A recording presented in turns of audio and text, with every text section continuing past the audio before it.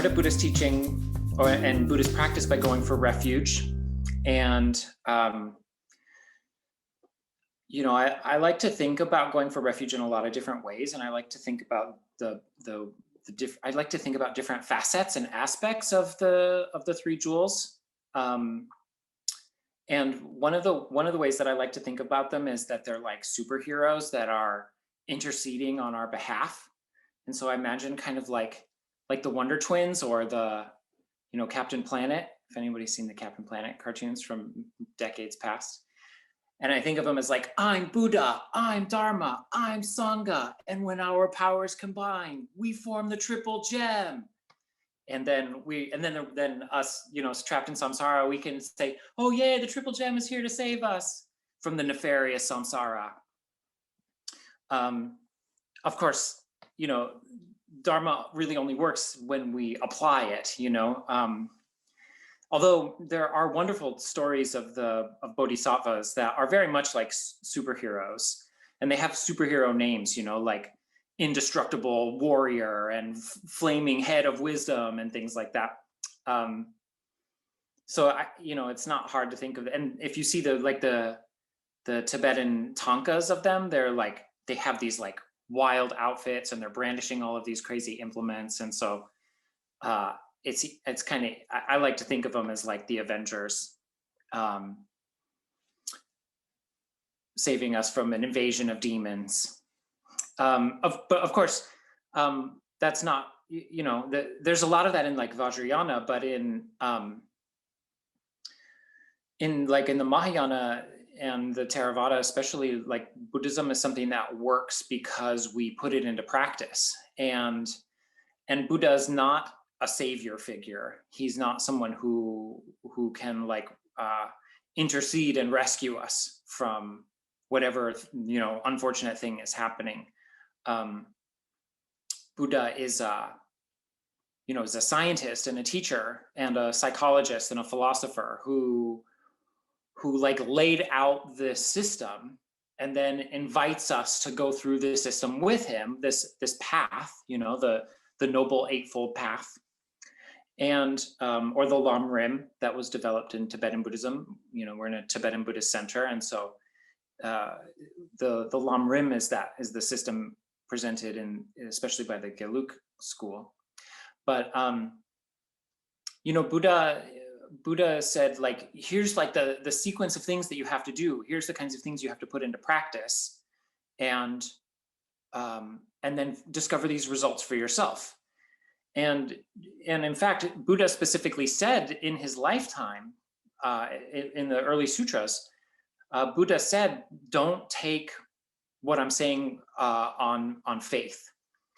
He says it's wrong to as a Buddhist, it would be wrong for us to just believe what Buddha says because Buddha is Buddha and he's amazing and, you know, he's like deified in this kind of way, and we just worship Buddha and whatever he says is de facto true. Buddha said not to do that.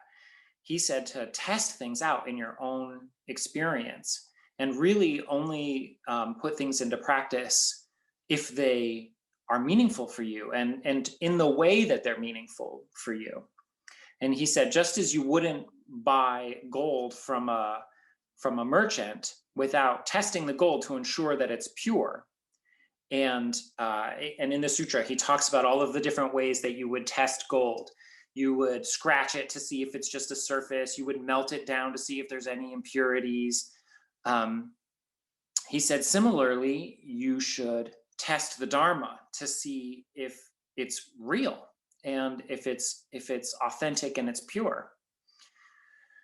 So that's actually something that gives me more faith in Buddha and Buddhism than just sort of, you know, asking the bodhisattvas to intercede on my behalf. It increases my faith in Buddhism that built into it is this caution against taking things too much on faith without testing them.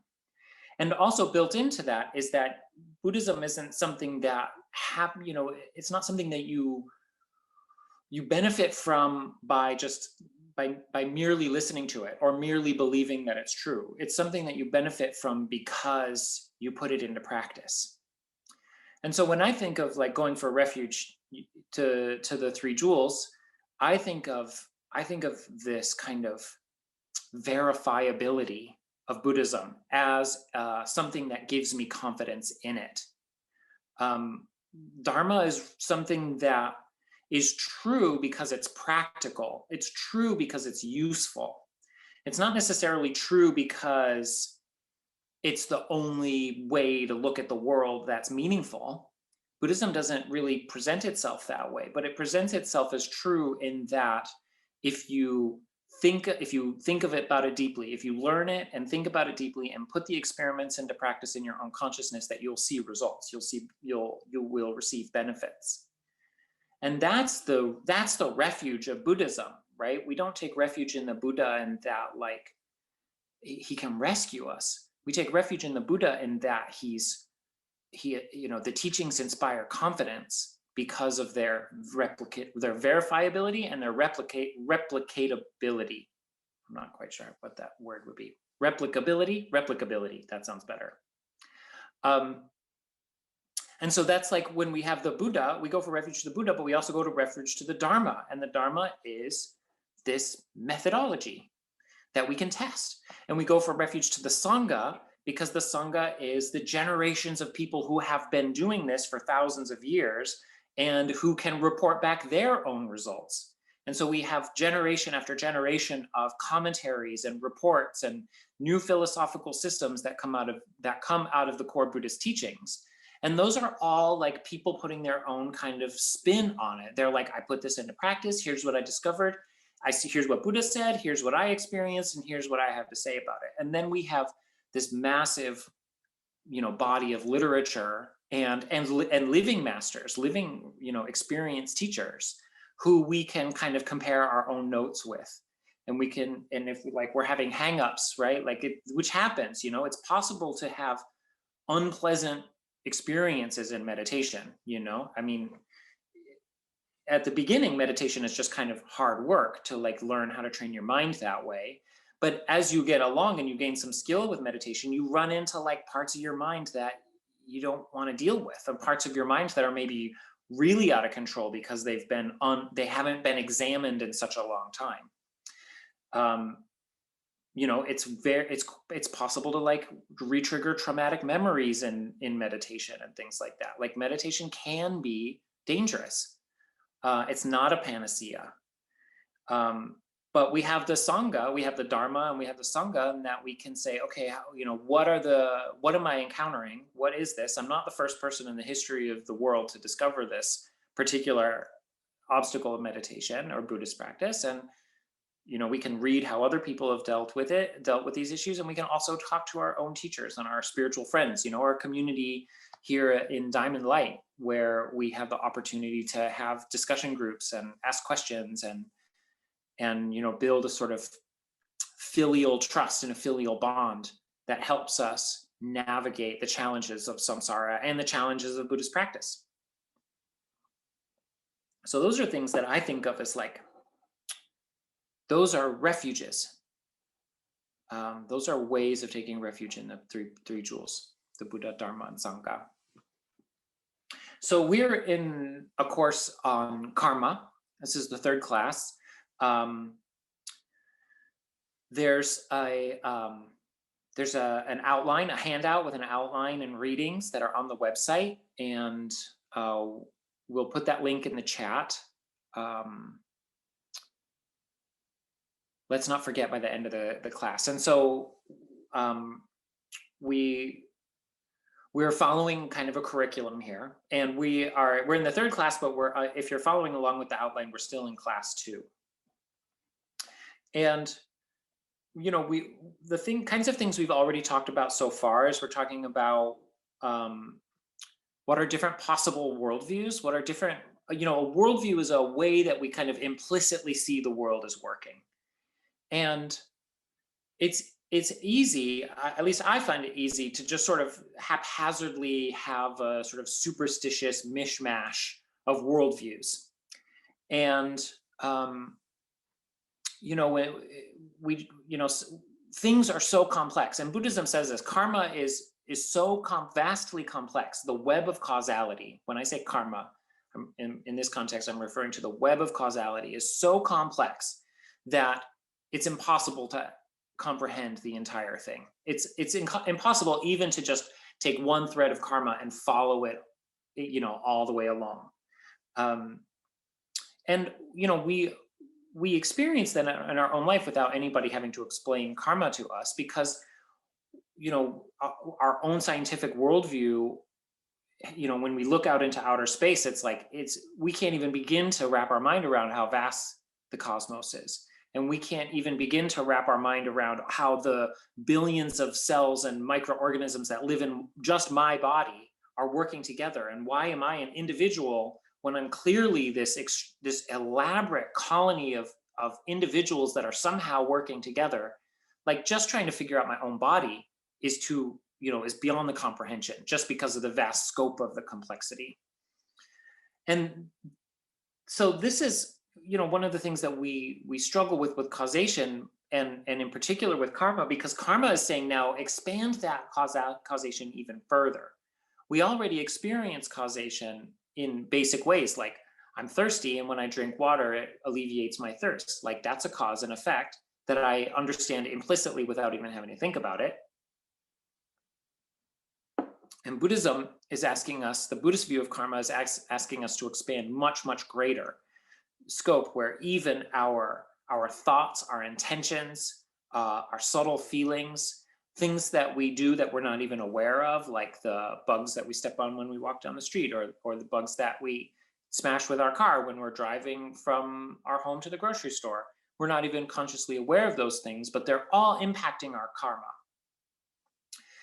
And one of the things we talked about last week was, the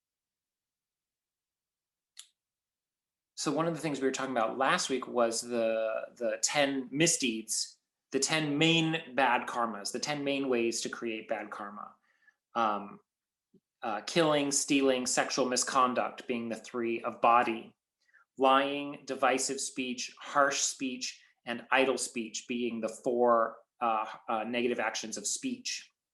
And the 3 misdeeds of the mind are craving, ill will, and wrong worldview, or you know, willful ignorance. I think of that last one as like willful ignorance, when we choose to look the other way when we're being called to look at something more deeply. And so, you know, those misdeeds, like the first one, they're all forms of not harming others. And the first one, of course, is the most obvious: not harming other creatures' bodies. And so, you know, one of the things we will look at is how, what types of actions lead to what types of results karmically. And of course, you know, sickness and our own death is the consequence, the karmic result of the negative action of killing. Harming other creatures' bodies is the cause that leads to our own body experiencing illness, decay, and death. But we don't really think of it that way. We don't experience it that way, is the thing. It just seems that old age and death is just an inevitable part of being alive. And we don't connect our own bodily deterioration with accidentally hitting insects with our car, for example. Let alone things we don't remember, because karma takes place across a scope of time that encompasses multiple lifetimes. And so this is one of the crucial things that makes karma difficult to accept as a worldview, is that we can't perceive directly the relationship between a particular cause and a particular result. And because karma, the web of causation is so vast, so complex, the length of time that we're talking about over which the karmic seeds have been accumulated, and so the pool of seeds that are ripening in our present life is so vast that we can't connect a specific cause to a specific result. And that makes karma difficult to accept, I think, because they, you know, in the Buddhist texts, the literature says that karma that you create in this life can ripen in this life, but it can also ripen in the next life, meaning this body dies, this identity dissipates, like my self-conception dies when the body dies.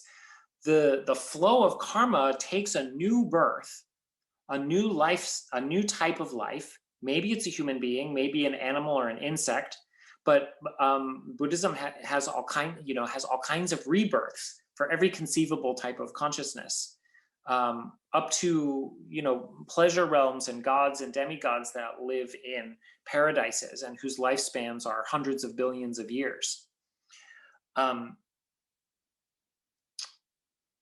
So when I'm thinking, you know, your karma can ripen at any point in any of these future lives. And there's no way to predict or connect a specific cause to a specific result. So we have to, this is why we have to work with worldview. This is why we have to work with karma as understanding it as a way of looking at the whole cosmos. You know, Buddhism is asking us to accept that consciousness is like an innate part of the universe, that consciousness is not something that is created or destroyed with life, but rather that life, as we see it, a physical life, is an extension of or a byproduct of consciousness, and as consciousness kind of perpetuates through this cause and effect cycle. So that, I mean, I find that to be a tall order. I find that to be a lot to wrap my mind around. And, you know, to some degree, I do have to take on faith that my actions in this life will have consequences in a future life. And that the things that are happening to me in this life are the consequences of causes that my consciousness, maybe not even under my control, my, you know, me mojo, under my control, but under a previous life's control, planted that karma that led to this life now. But one of the things that I like about Buddhism is that it positions these as thought experiments, not as something that we have to simply accept blindly. So let's take as a given for this thought experiment that consciousness is continuous, and that consciousness does not have a beginning or an end, and that what we experience as our lifetime is one small sliver of a vast process of life, of birth, life, death, and rebirth, and ongoing.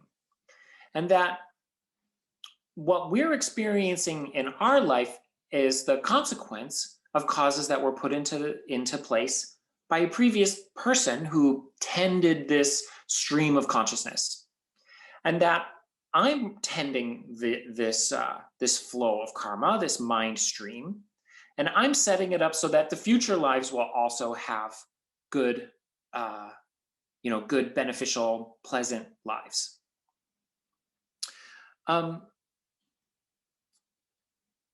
So I'm kind of tending this stream rather than that I'm worried about myself.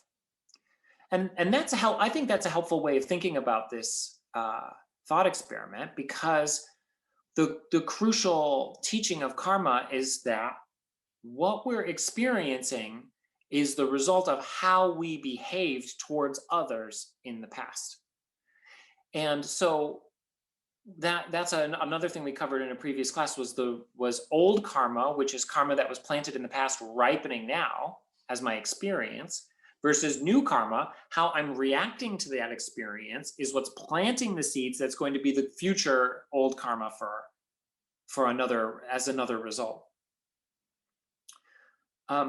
So how I react is what is going to be planting the karma for the future. And And so what I experience is how I treat others. Um, and this is, this is a common, we've heard this before in many different contexts. We call it the golden rule. Treat others as you would have them treat you, and do not treat others as you would not have them treat you. Or what goes around comes around. Like we have a cultural trope for this, even without the Buddhist idea of karma being introduced. So, again, I think of Buddhism as pragmatic, useful, accessible. And so here's examples of how core teachings of Buddhism have been present in our life probably since we were young children, when we were first taught the golden rule. And Buddhism is saying it not only is this a nice way to live, not only is this a virtuous way to live, but it also is like a fundamental aspect of how causation works in the universe. And you're choosing how your future life is going to be based on how you act now. So there's four different aspects of how karma ripens. There's detailed of this in the Lamrim Chenmo, which is Je Tsongkhapa's kind of masterwork. If you are familiar, Tsongkhapa was the founder of the Gelug school of Tibetan Buddhism. He lived in the 14th, 15th century. And so he says that karma ripens in four main ways. And one is the type of rebirth that you have, like at a basic level. And that's, all of us here are reborn as humans. But as I mentioned, you could be reborn as an animal, you can be reborn as an insect.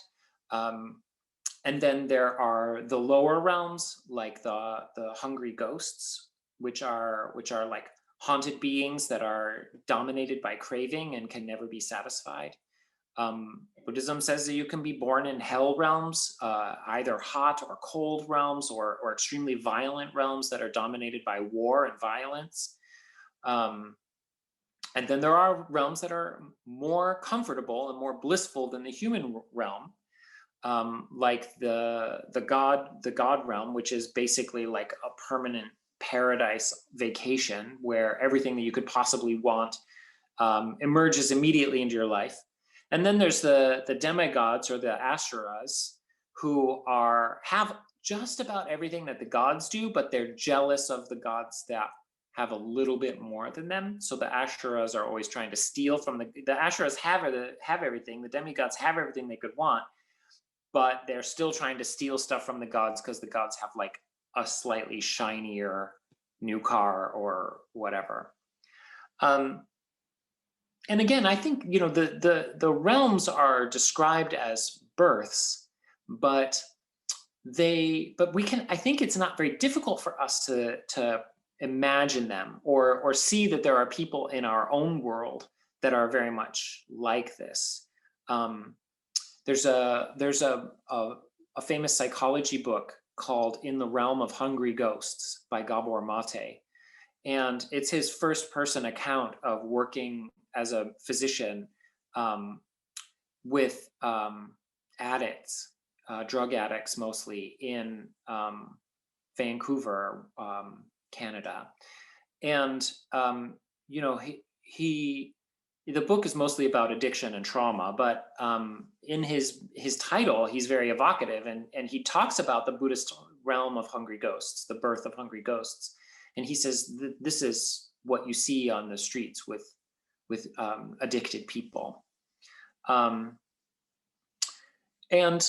we can also see the demigod and the god realm, I think, at least close to it in our world, with the ultra wealthy who never have to handle money or never have to drive a car or even step outside if they don't want to, because a helicopter will pick them up on the roof of the one building and take them to the other building. And they just live in a realm that's, they live on Earth, or that guy who went to outer space today because he's got enough money that he can build his own rocket ship. So, we can imagine that, these realms that are so different from our own, even that we can see them, let alone the sort of cosmic realm of beings that live for billions and billions of years in a pure blissful state. And this is an aside, but it's worth mentioning that we think, I've had this conversation with a number of different people and a number of different students, and I used to teach religions at a Buddhist high school, and one of my students was like, I don't really want to be a Buddha. I want to go to the God realm. He's like, that sounds really great. Like, you can have lots of girlfriends and you can have everything you want. You can always have the newest sneakers and stuff. Cause I don't know if you know this, but teenagers care a lot about sneakers.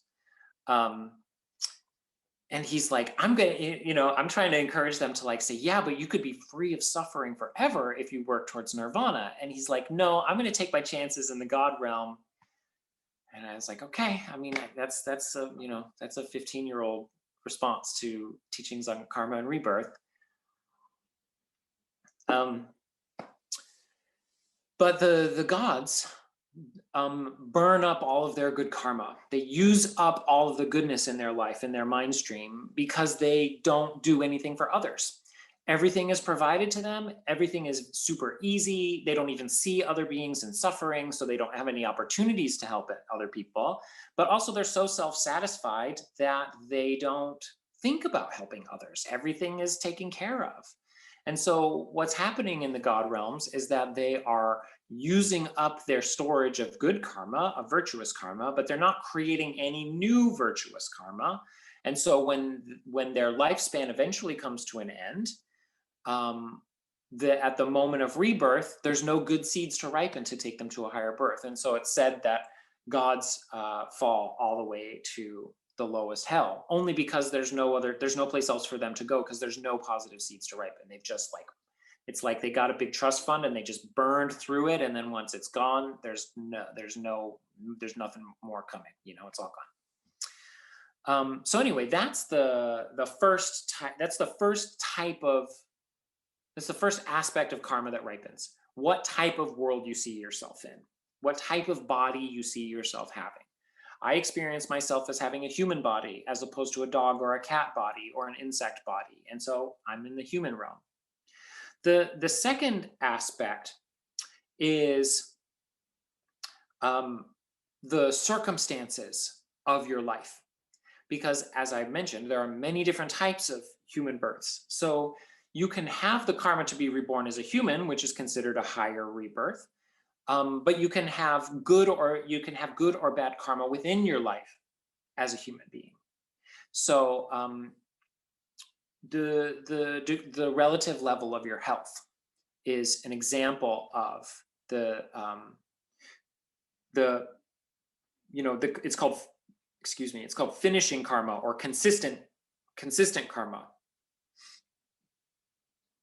And so according to Tsongkhapa, I'll tell you what he says are the consequences. We're going to talk a little bit about karmic correlations now. The consequences of one type of if your consistent karma or your finishing karma is bad due to breaking the 10 misdeeds. So this is like, if not honoring the 10 misdeeds leads to certain types of consequences. So he says, for example, violating the precept of no killing or not harming another creature's body. He says that the consequences of that is that your life is short or you get sick easily. For the vow or the precept of not stealing, he says if you violate this, you don't have enough to live on, and the things that you do have are common property, and you have to share them whether you want to or not. For the precept of sexual misconduct, he says that people around you are inconsistent.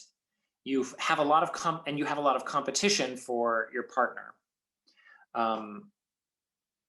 So that's interesting. People are, if you don't respect other people's sexual boundaries, then you find that you're surrounded by people who are unreliable and inconsistent. And also, that you have to worry about the fidelity of your own partner. For the precept of lying, the result is that no one believes what you say, even if you're speaking the truth. And other people are always deceiving you. So you find that you have a lot of liars in your life and that people don't find you reliable. This is kind of mix and match. It's not necessarily going to show up as one or the other. These are sort of each one has a couple of options. For the precept of harsh speech, the result is that people around you are fighting with one another and have undesirable character. So you're around unpleasant people and a lot of fighting and malice amongst people. For the precept of, this is divisive speech. No, that's divisive speech. Harsh speech is that you hear unpleasant things, and when others are talking to you, it seems like they're trying to fight with you. And for the, so you have bad sounds in your environment. And then for the precept of idle speech, no one respects what you say. No one thinks that what you say has value, and you're afflicted with a lack of self-confidence.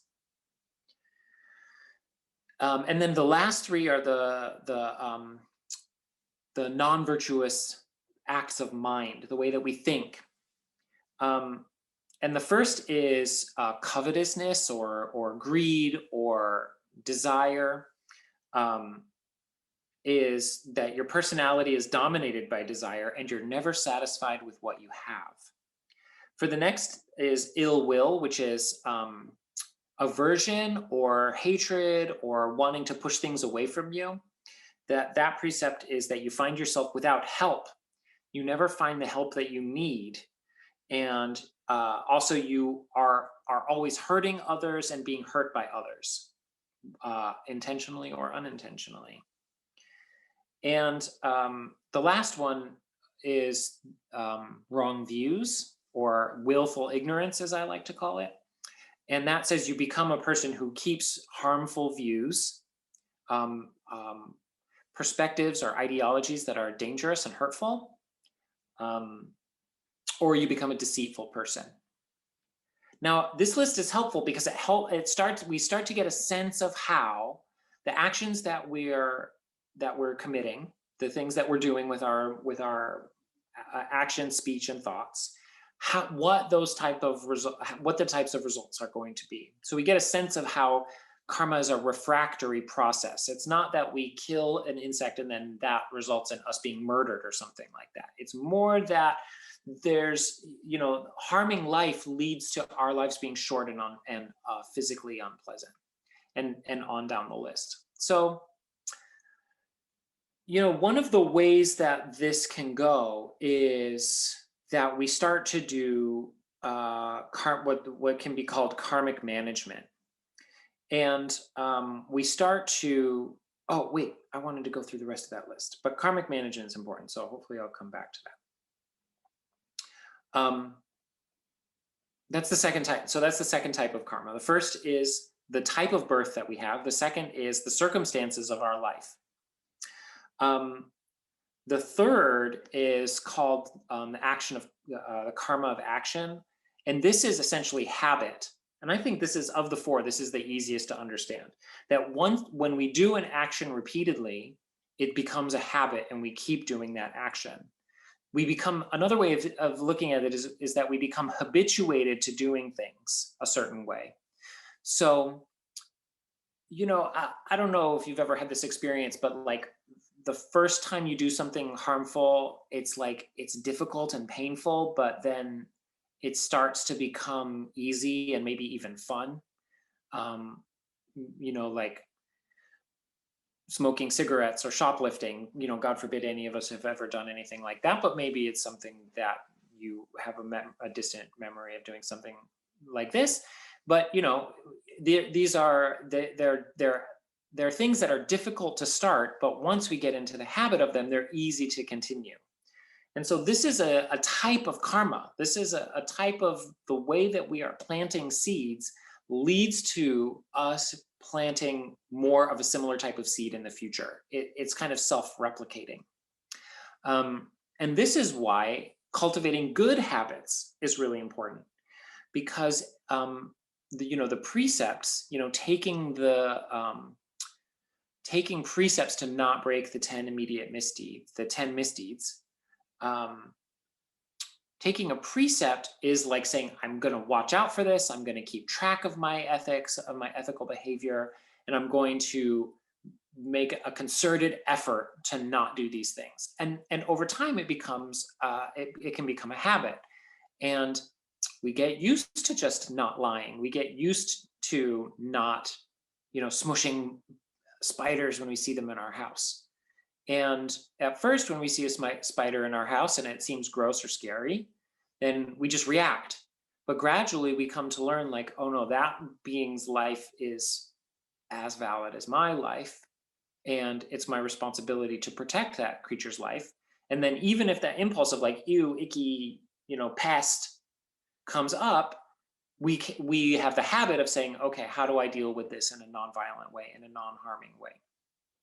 So that's one of the benefits. That's one of the benefits of precepts, is that we create good habits. We create habits of planting good karma, which is leading to an upward spiral as opposed to a downward spiral. Okay, and then the fourth type, the fourth way that karma ripens is called environmental. And in this text from Tsongkhapa, he also calls it a dominant consequence. And the reason it's called a dominant consequence, the environmental is obvious. It's the type of world that we live in.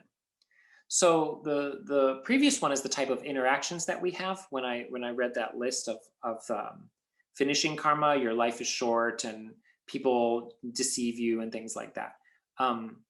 That's the type of interactions that you have. This is the type of world that you live in, literally the environment.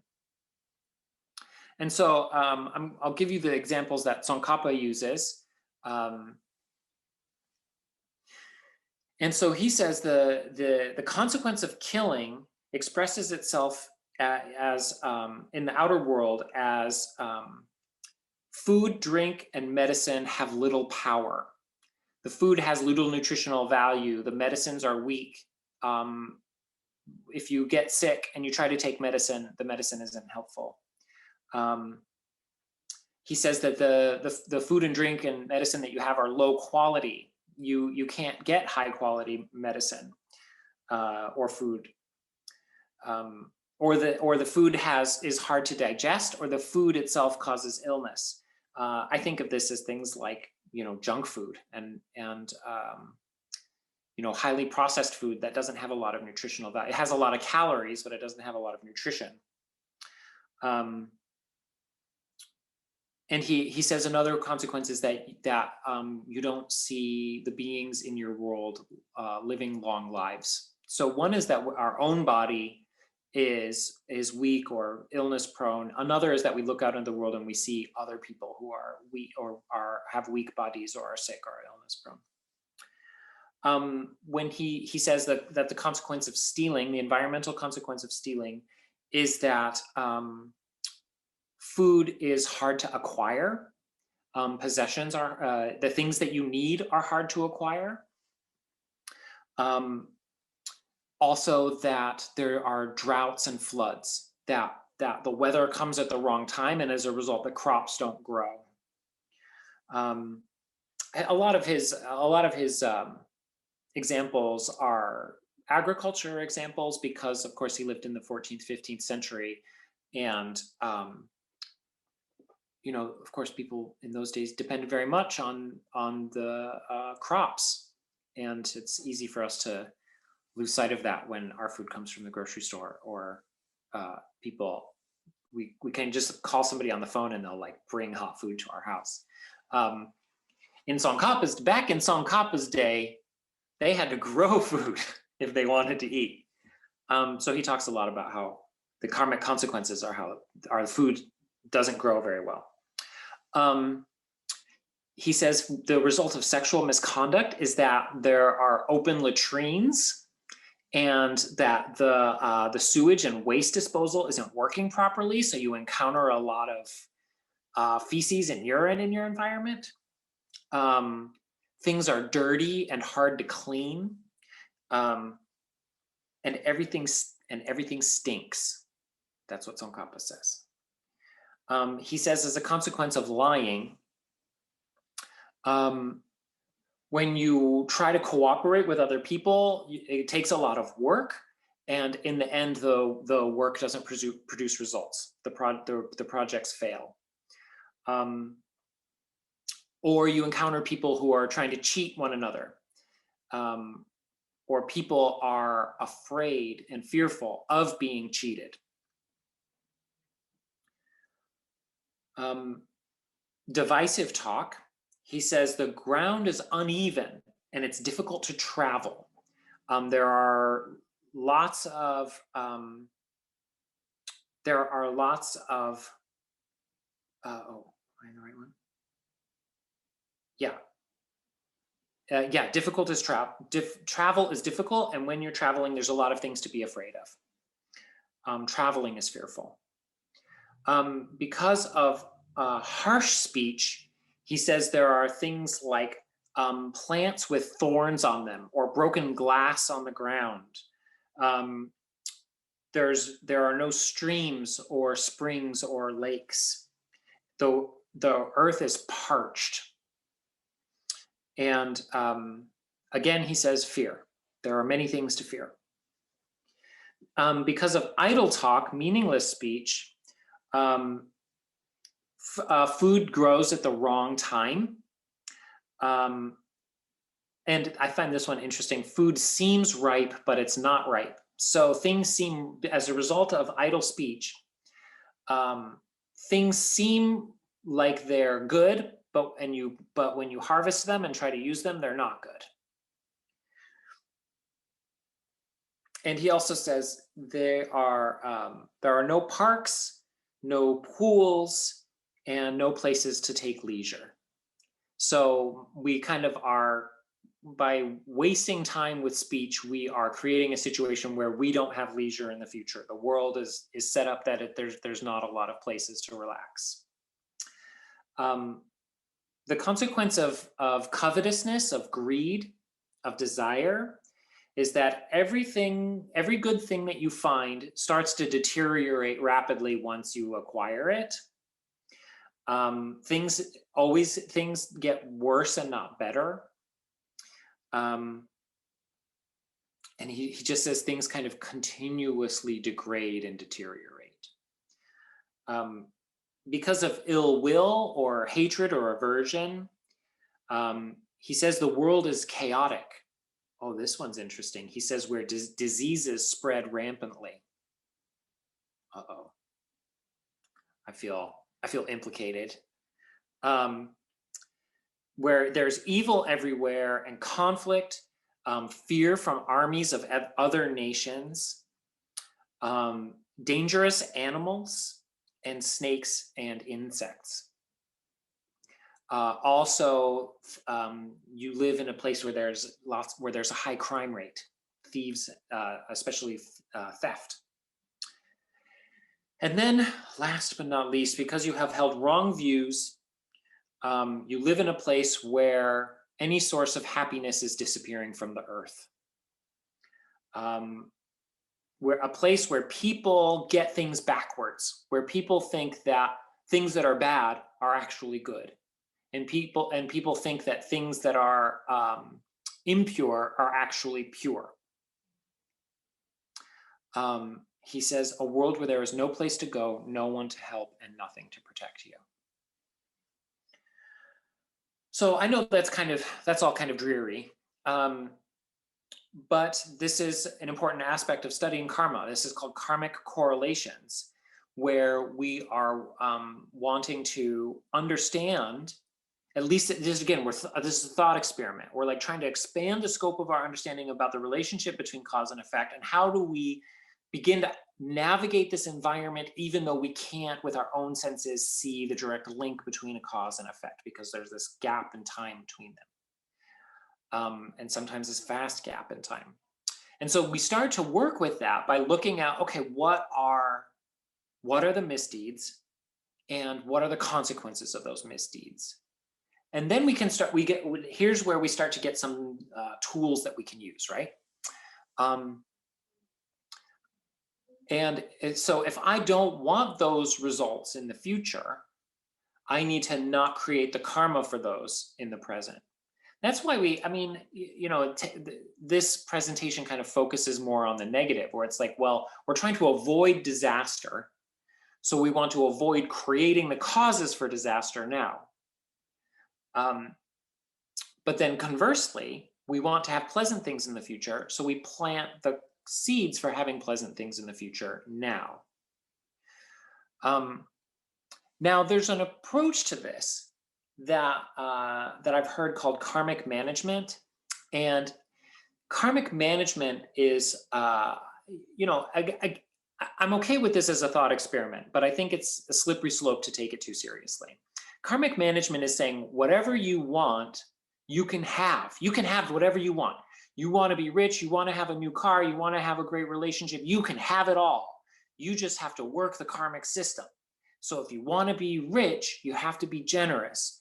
If you want to have a good partner, you have to take care of lonely people. You have to go out and find lonely people and hang out with lonely people, because helping lonely people be less lonely is how you create the karma to have a good relationship in the future.